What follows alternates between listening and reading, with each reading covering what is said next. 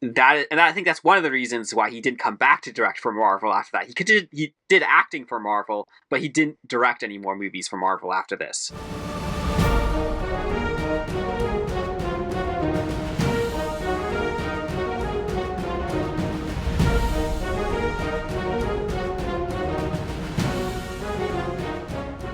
Hello, ladies and gentlemen. Welcome back to another episode of A Lost Plot, the podcast by storytellers for storytellers so that we can tell better stories ourselves. As always, I'm your host, Maverick, and today we have back with us one of our favorite co-hosts, Avalon, to review the second in the Iron Man series. That's right, we're talking about Iron Man 2, of course, because that's what it's named. This was the film that was, the screenplay, was by Justin Theroux, and it was directed by Jon Favreau. So, the classic in the Marvel franchise, Jon Favreau, came back for this film, and we'll see what we thought about it. Avalon, what were your initial thoughts on Iron Man 2? Iron Man 2 is one of those movies that, it's understandably considered one of the worst movies in the first phase of Marvel films. Because it's like one of the earliest movies. Like, we had Iron Man, then we had Incredible Hulk, and then we had this, Iron Man 2. Because this comes out before Thor and the first Captain America movie. Right. And at the time, I remember, I know, a lot of people really hate this movie because of how bad it was, or considered. I came back to it kind of expecting to hate it more. It's not a good movie, but honestly, its sins are different from some of the current Marvel movies, if that makes sense. Where, some of the more recent stuff, it's actually, they weren't trying, they're trying to handle too many storylines at once is the problem. But it wasn't like they were trying to handle them badly. They actually, if you look at each plot line, there's enough in there for a potentially good story. Which is interesting when you start looking at each plot thread. But unfortunately, they can't explore each one to its depth because there's only so much screen time they have. So that's an interesting take. I did not catch that, so I'm excited to hear more. Also, and this is a completely side note, but maybe it's because I watched Captain America Winter Soldier and Iron Man 2 sort of back to back. I didn't realize the Senator in both movies was the same character until watching it this time around. Yeah. I was like, oh wait, that's the same guy. No, I did note that. I thought that was interesting as well.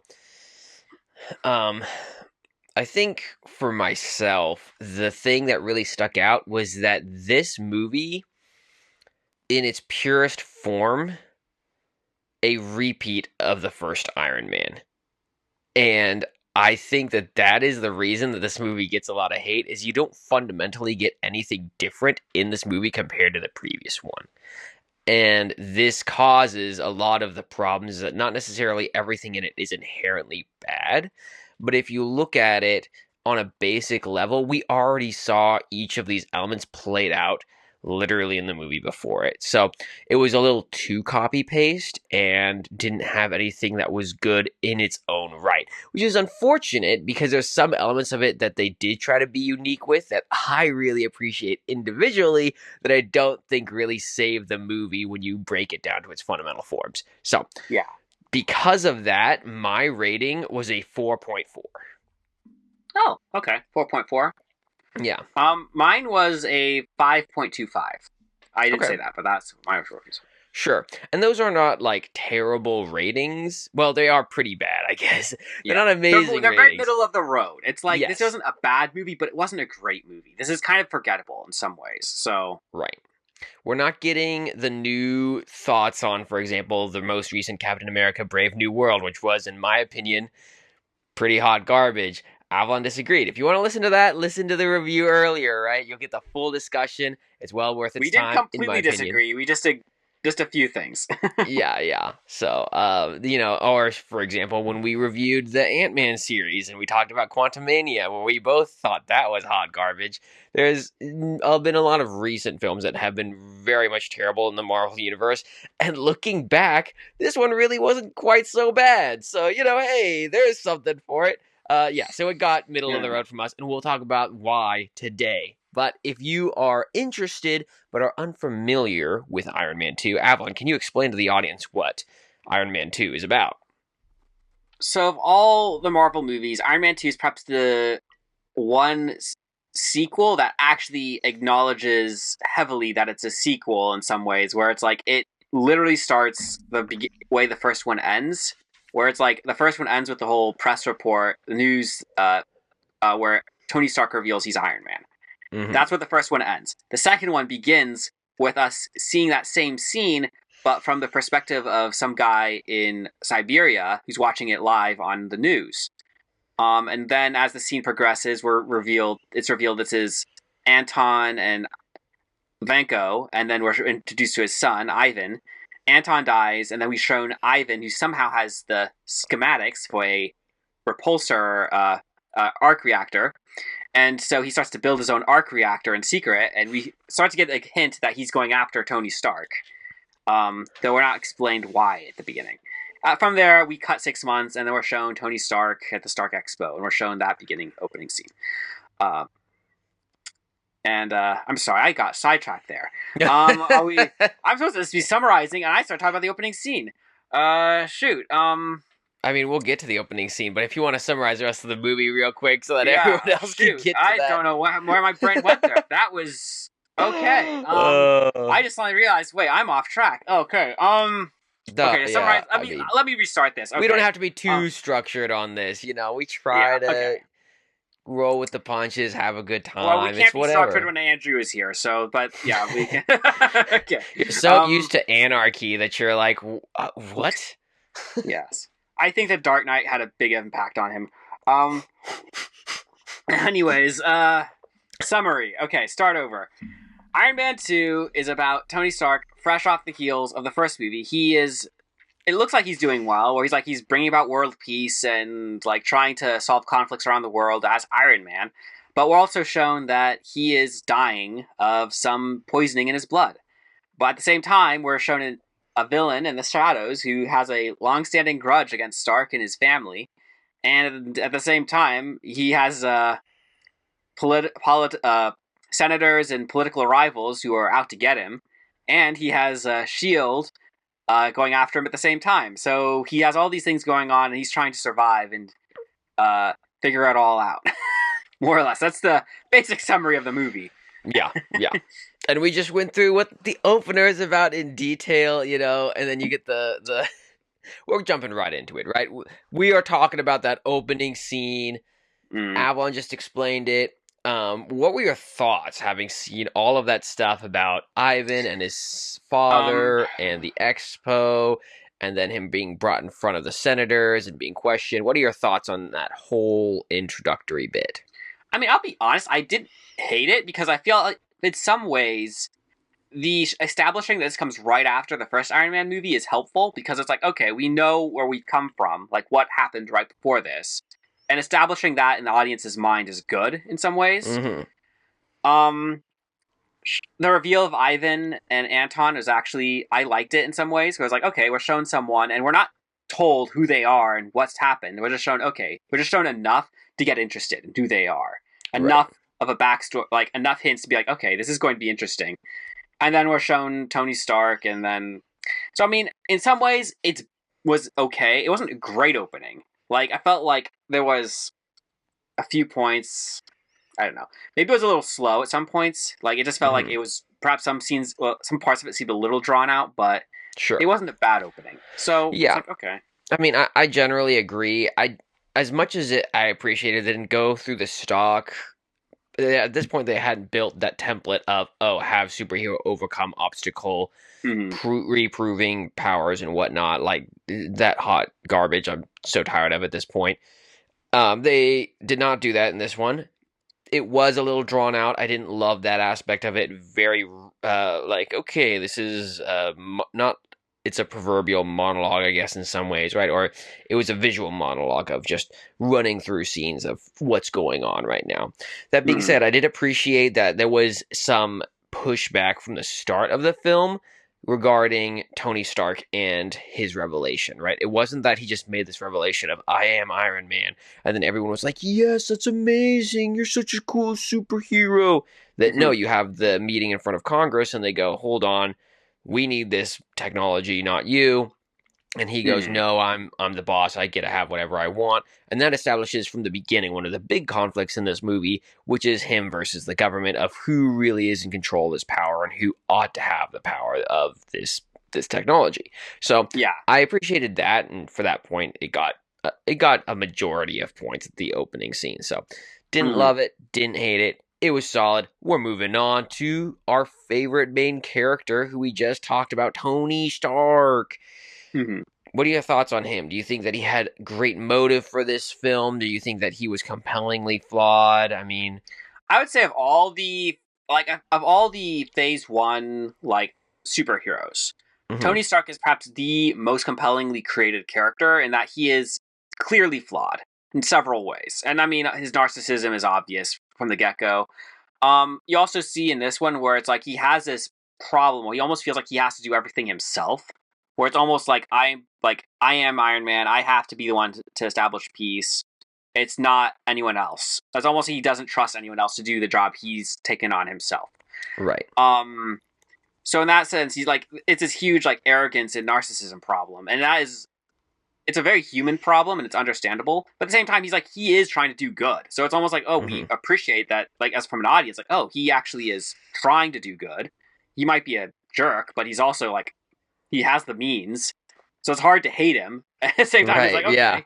yeah, of course, And his motive, as far as what draws him into the plot, it's almost unavoidable for him. Was the two things that draw him into the plot. It's the events of his actions in the first movie, and it's mhm, his legacy, and also he created the arc reactor, and it's poisoning his blood. He can't avoid that. He's gonna die of this, right, so he has to deal with that some way or another. And uh, as far as Ivan goes, he's he is the result of his father's action. So that was just gonna happen because of what Anthony Stark did years ago. right, So right, it's and yeah, it's even almost you, a motive he can't avoid it, more or less. mhm, mhm. Well, and even hearing you describe each of these different aspects of it, I am getting hit with that idea of, oh my goodness, there are a lot of different arcs going on in here, a bunch of different Hmm. lines, and it is very ambitious of them to take all of those on and try Hmm. to weave this story. Hmm. I do think that one of the things from the start from this film is, while um, it is got some of those interesting aspects, right? He's got the blood poisoning and stuff like that because of the arc reactor. It was, I mean, I love Tony Stark, right? He's an amazing character. I think that he's got great flaws. I think he's very compelling. He's got this ambition, but he's also got these problems. And so he has this dynamic aspect to him compared to other characters that really makes him fun to watch, right? Yeah. Um, I don't think that his flaws or his struggles necessarily in this film, other than maybe the discussion surrounding his father, is any different from anything we saw in the first film. And this It kind of is goes not. back to what we see throughout this film, is that some of these elements that we're seeing are basically cut and paste from the previous film added in, right? Hmm. Somebody who's also wants to have an Iron Man suit ends up being his arch nemesis at the end of the film, right? And then you have a big fight at the end. Pepper Potts is saved. All these different aspects of what you see in this film happened very similarly in the first one. So, um, as much as I enjoy him as a character, I think it's worth noting that they definitely, I didn't feel like that the actual arc itself was any different from what we saw previously, so it's hard to give them extra points. And if you've already just seen that and you're looking for something new or developed, right, you have Hmm. to. And this is the problem with movies, is it's almost like people think that the movie. Sorry, let me rephrase this. When it comes to TV shows, right, generally you have these arcs where this character development goes across several films or several episodes. Hmm. And if you're going to do a series of movies that are interconnected, you have to do the same thing where characters have continuing, developing, progressing arcs across films. And when you Yeah. try to do the same arc back to back, it's audiences won't respect that. And that's Mm-hmm. one of the reasons I think this film did not do as well or wasn't as good, is because people didn't respect the idea that you were given the exact same content rinsed and repeated in Iron Man 2. So that's Now, my general take on this film. I'll cut in a little bit here just because some of my personal thoughts. Mm-hmm. So you're right that it is pretty much some of the similar character arcs, story beats from the first movie in some Mm-hmm. ways. With that being said, the way the first movie ends, he's not like a humble person at the end of the first movie. He's not like No. So I mean, in some ways, his personality is this narcissistic character, where it's almost like, yeah, you could like continue to hone that down over several movies and like chip away at aspects of that and show him learning from that, which is why I mentioned the like working with others thing, where it's like he's taken on this role, which is kind of as Iron Man and thinking like I have to be the one to bring about world peace, Mm-hmm. like because that's the only theme in this movie as far as character change that I felt like was worth noting. Like, because that's the Sure. only thing of perhaps where he changed a little bit, but now it's not very strong and it's not very well developed. But that's the only way his character changes over the course of this Okay. movie. So Yeah, and that's what I didn't note that one, so that's a yeah. great note So because that is definitely there, right? mhm, You could even debate, okay, is it really there? Because at the end he's like, I need that suit back, but was that tongue in cheek? We don't really mhm, know, right? yeah, It's a little ubiquitous, which goes back to how well it was developed. But yeah, I think you would at least try to take a stab at that and say it got some mhm. merit there. I think that's respectable to try to give it the benefit of the doubt. So.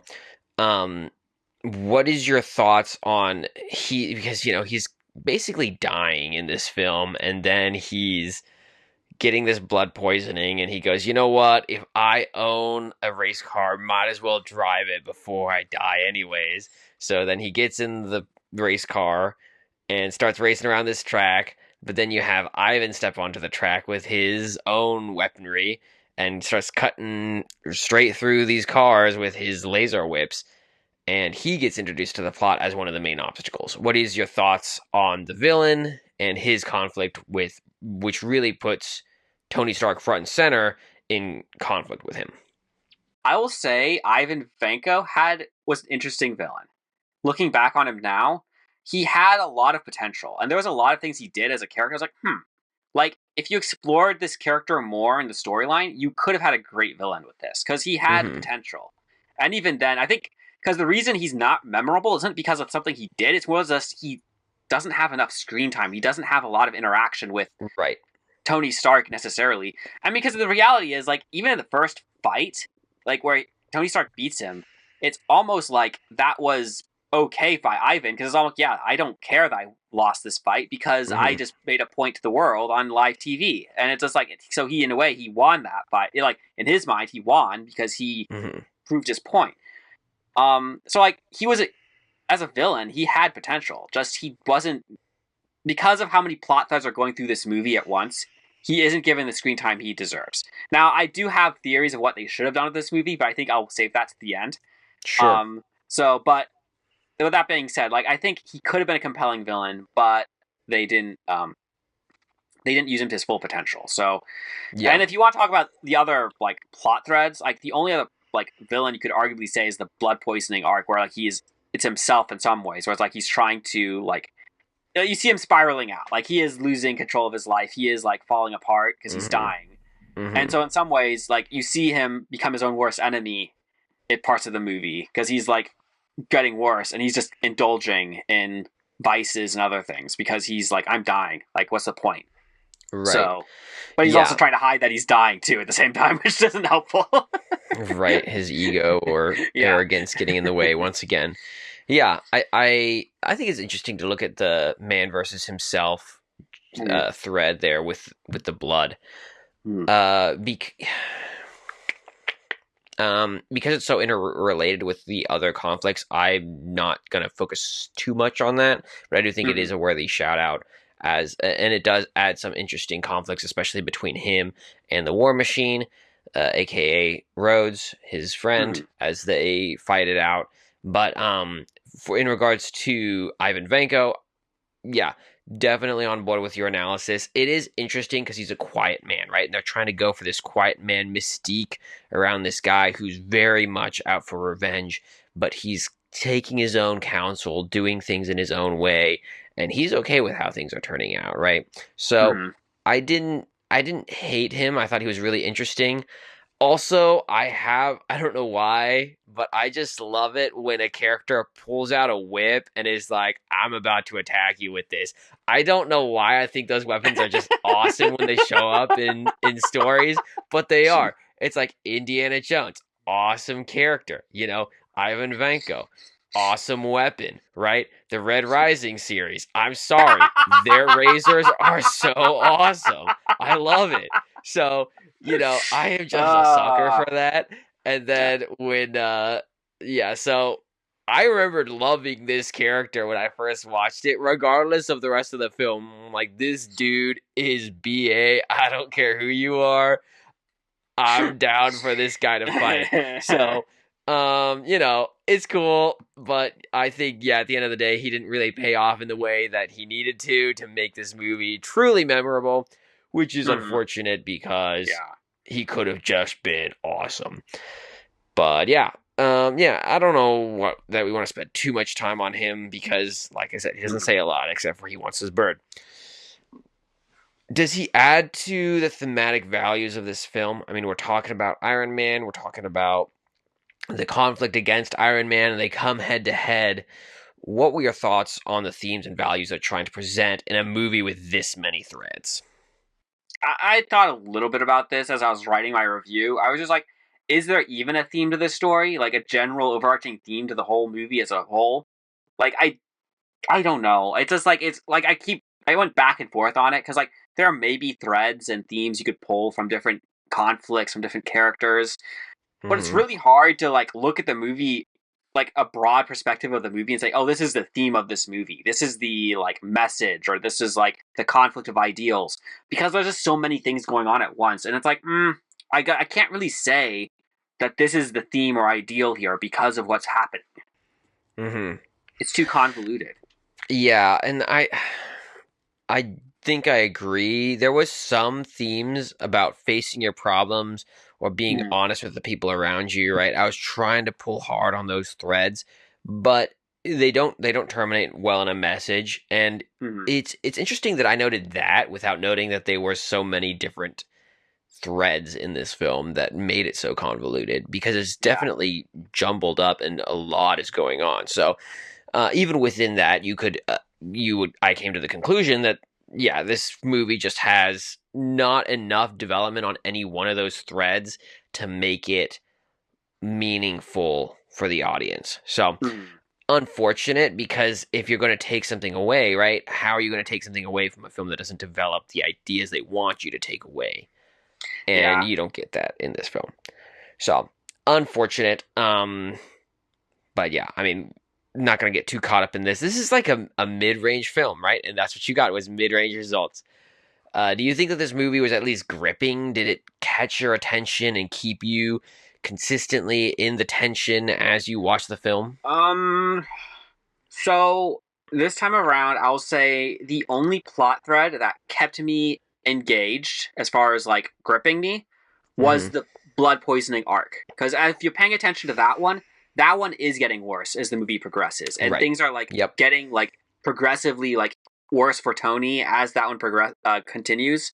Um, and it's like not until that particular storyline climaxes does that tension really go away. And so it's like the other conflicts have some tension, but they're not as prevalent and they're not as like in your face as the blood poisoning one is. So I mean, if you had to actually be perfectly well, yeah, like so in that particular plot thread, that one has some tension. The other ones, not so much. Yeah. Well, I was even thinking about this that even with Ivan, I don't know, except for maybe the very first scene where he's trying to get away from him as he's attacking the race Mhm. car. I don't recall ever being really concerned in his fights with Ivan that he was going to die, or even his fights with Rhodes that Yeah, he was going to die. yeah. So I think that the blood poisoning definitely was the most compelling arc, and then the Mhm. side B plot with Pepper Potts and the emotional conflict there was definitely solid. So those were the more engaging aspects of the film compared to the main antagonist of the film, which was this guy who was developing this anti-Stark tech, right, to try to Mhm. kill him.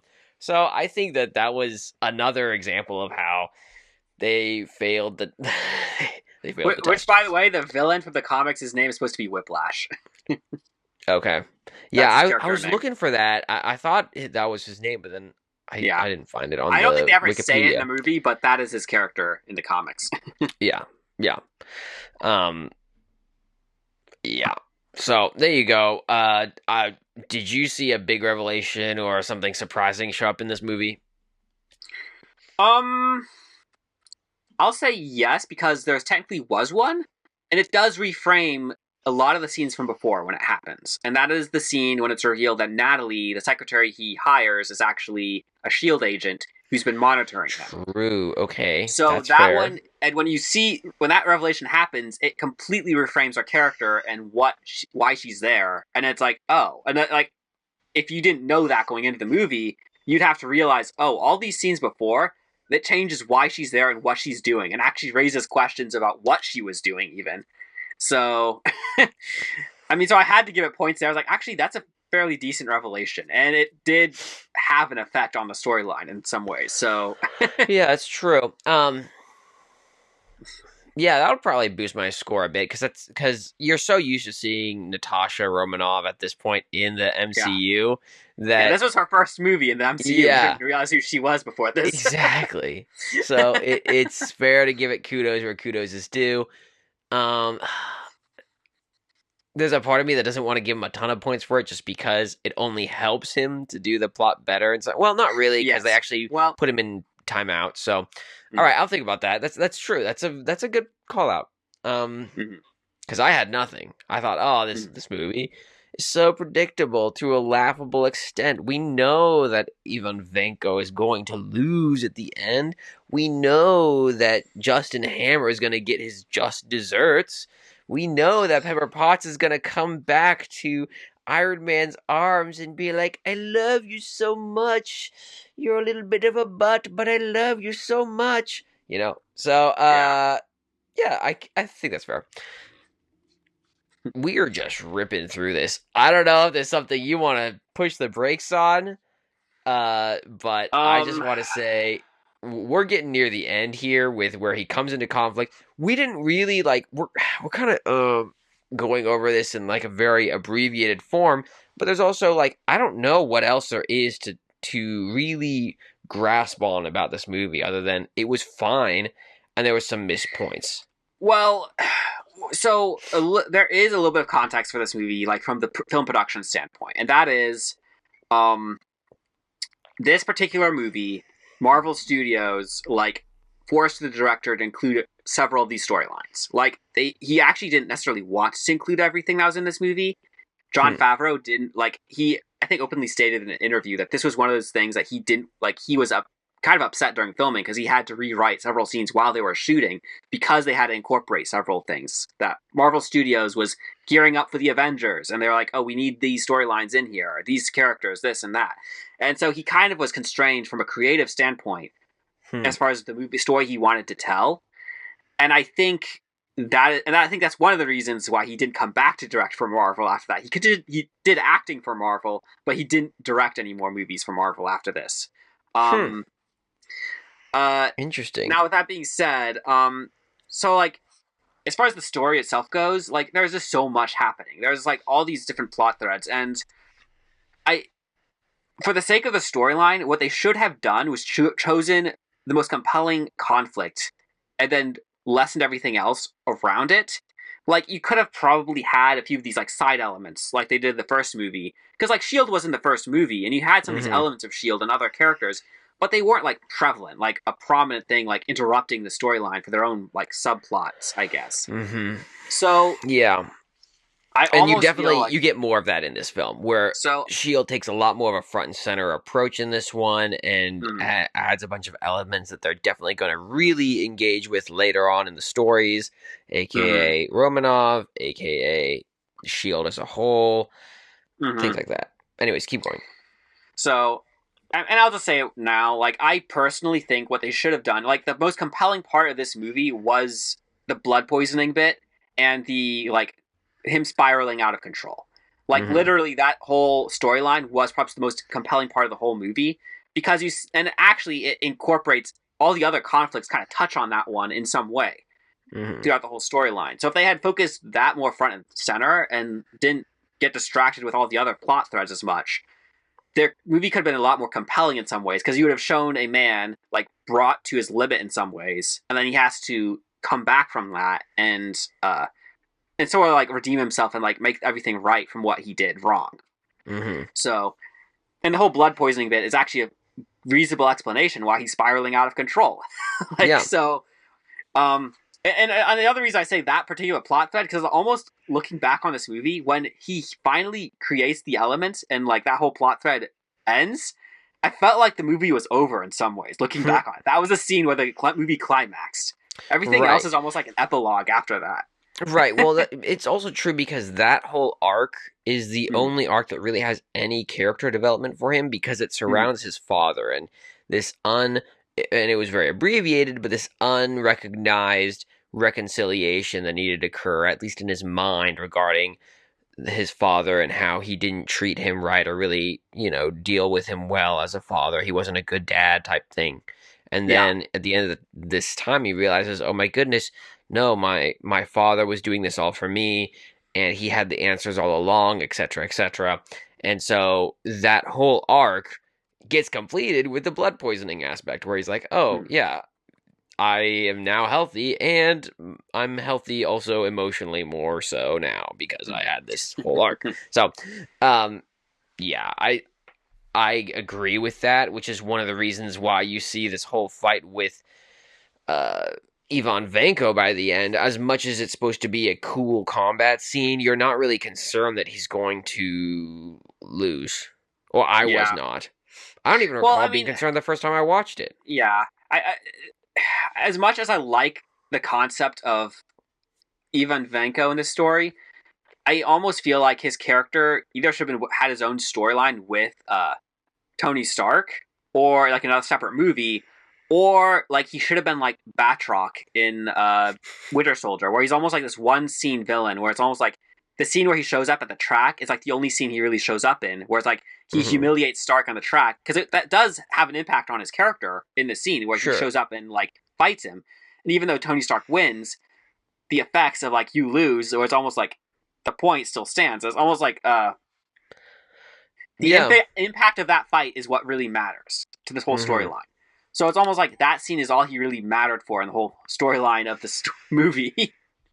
True. so, Hmm. um, Interesting. but I hate to say that because I did like some of the other elements of Ivan Vanko's character, but that's why. I mean, they almost, as I said, they could have done another movie with him. Like they could have used Right. him as a villain in another movie. Hmm. Uh, It's fine. I'm mhm. not gonna get too caught up on him, So, yeah. but yeah, it is unfortunate. Hmm. Did you think that there was a message? I guess you already said you didn't really see a message in the story if you didn't see themes in the story. I mean, yeah. And I mean, I I guess. agree. Yeah, I mean, I guess the only real theme you could really draw out of it is almost like not like relying on others more and giving other people like it's not just about you. Like you don't have to do everything yourself. More or less, it's like learning to trust others and rely on others.